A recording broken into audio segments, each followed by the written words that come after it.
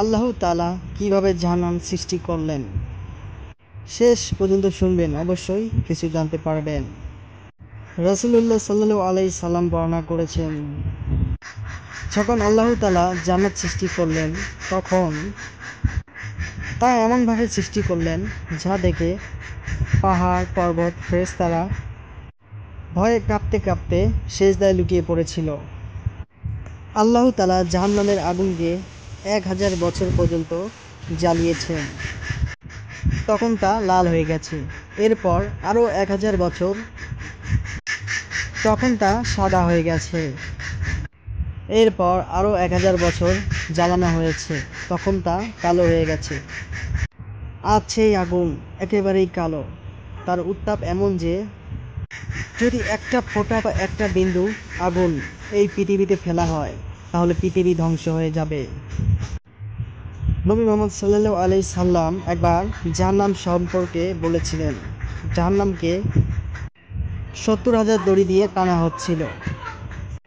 প্রত্যেকটি দড়ি ধরেছিল 70,000 ফেরেশতা। ভেবে দেখুন কেমন হবে সেই আগুন, সেই নরক। তাকে ধরে রাখতে লাগে 70 লাখ ফেরেশতা। জাহান্নামে আছে এমন এমন সাপ, যাদের দাঁত একবার দংশন করলে মানুষ 40 বছর পর্যন্ত তার যন্ত্রণা ভুলতে পারবে না। আরও আছে কাঁটা, যেগুলো দুনিয়ার কোনো পাহাড়ে যদি একবার লাগতো, সেই পাহাড় চূর্ণ বিচ্ছিন্ন হয়ে যেত। আল্লাহ তাআলা বলেছেন, যে জাহান্নামে যাবে তার জন্য থাকবে না কোনো মৃত্যু, আর না থাকবে শান্তি, থাকবে শুধু শাস্তি আর আহাজারি। আর আজকে আমরা কী করছি, নামাজের সময় ফোন, ইউটিউব, ফেসবুক, ঝগড়া, অশ্লীলতা। মনে করি সময় তো আছে। ভুলে যাবেন না, আপনি যখন ঘুমাইছেন, আজ যদি আল্লাহ আপনার আত্মাটি ফেরত না দেন, আপনার জানটা যদি এখনই আজরাইল নিয়ে নেন, তাহলে তো পরে বলার সময়ই থাকবে না। একবার চিন্তা করুন,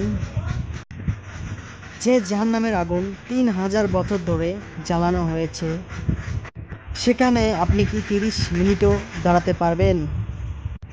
এখনও নামাজে আসবেন না? এখন কি মনে হয় সময় আছে? যদি মনে হয় এখনও সময় আছে, তাহলে চুপ থাকুন।